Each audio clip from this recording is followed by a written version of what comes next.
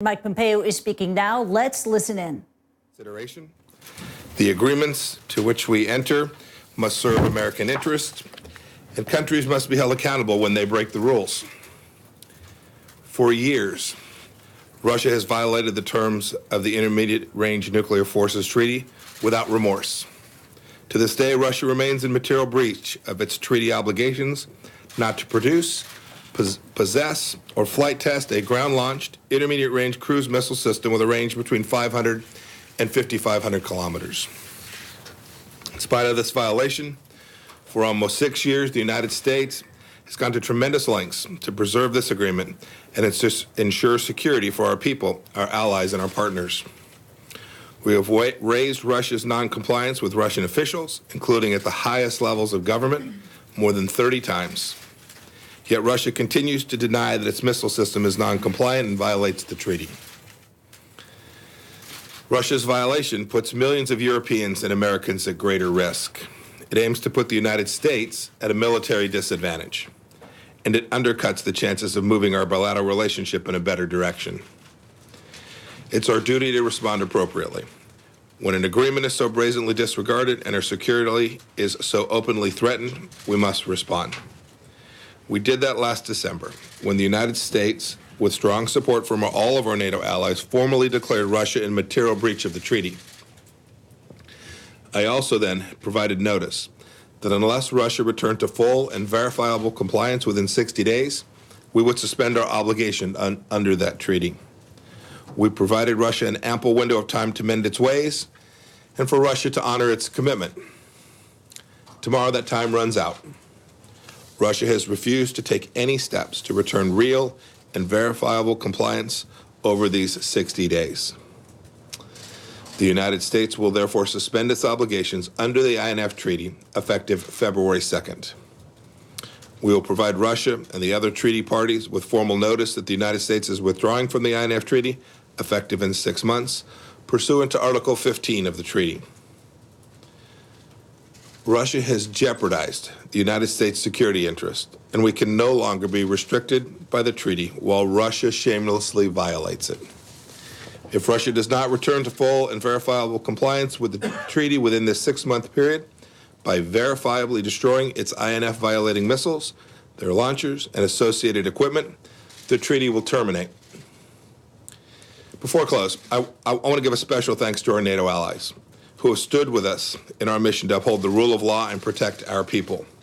Their solidarity reflects the historical strength and unity of the NATO alliance. Their support is good for our shared security. It's good for transatlantic unity, and it's good for international peace and security. President Trump is grateful for all that you have done. The United States is hopeful that we can put our relationship with Russia back on a better footing. But the onus is on Russia to change course from a pattern of destabilizing activity, not just on this issue, but on many others as well. The United States stands ready to engage with Russia on arms control negotiations that advance U.S. and allied and partner security and are verifiable and enforceable. Must also include all the partners. They must all responsibly comply with their obligations. As we remain hopeful of a fundamental shift in Russia's posture, the United States will continue to do what is best for our people and those of our allies. I'm happy to take a couple of questions this morning. Reuters, Leslie Rotten. Thank you. Good morning, Mr. Secretary. Hi, Leslie. Mr. Secretary, one of the big things that everyone's worried about is that this could eventually spark an arms race.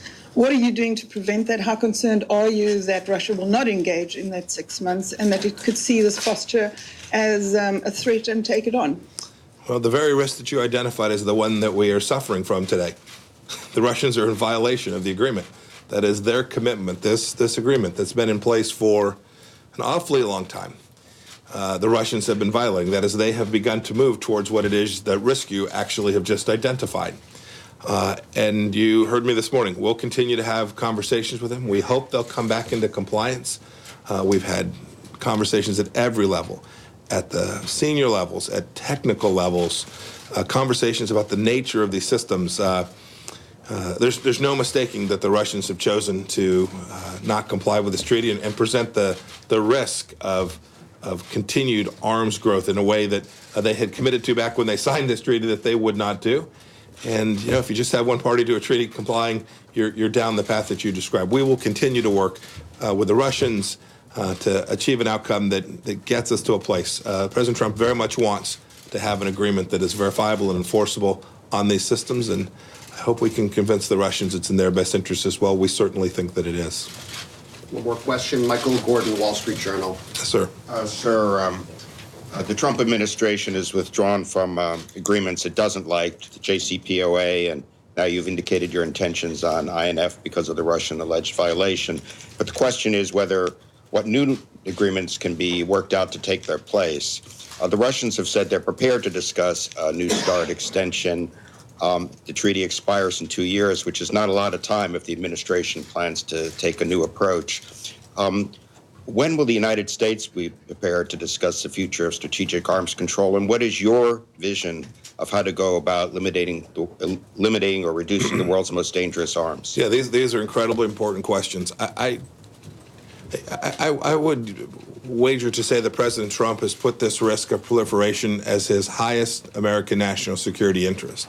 And we're endeavoring to do everything we can to ensure that the risks of proliferation, the increase in these massively destructive weapon systems is diminished. But my God, it does no good to sign an agreement if a party's not going to comply with it. The piece of paper, if it's not being complied with, doesn't reduce the risk. It doesn't take down that threat to the people around the world. The INF document today is being violated by the Russians. That is the very agreement that they signed up for. We didn't force them into the agreement. They decided this was in their best interest. They've now decided it's not in their best interest to comply with that agreement. So we are prepared to enter into negotiations on these complex arms control issues all around the world, including conversations about the renewal of other arms control agreements as we move forward. But make no mistake about President Trump's mission set. President Trump's mission set is to make sure that any agreement that we entered into has America's best interest. That is, it protects the American people, protects our allies around the world as well, and has provisions that other countries are both capable and willing to comply with and allow us to verify that they have complied with those agreements. Absent that, it's just sitting around a table talking. It is incredibly important that we make sure that the provisions of these agreements are enforceable and verifiable. And that's our aim. That's our aim in every set of important arms control discussions that this administration will engage in.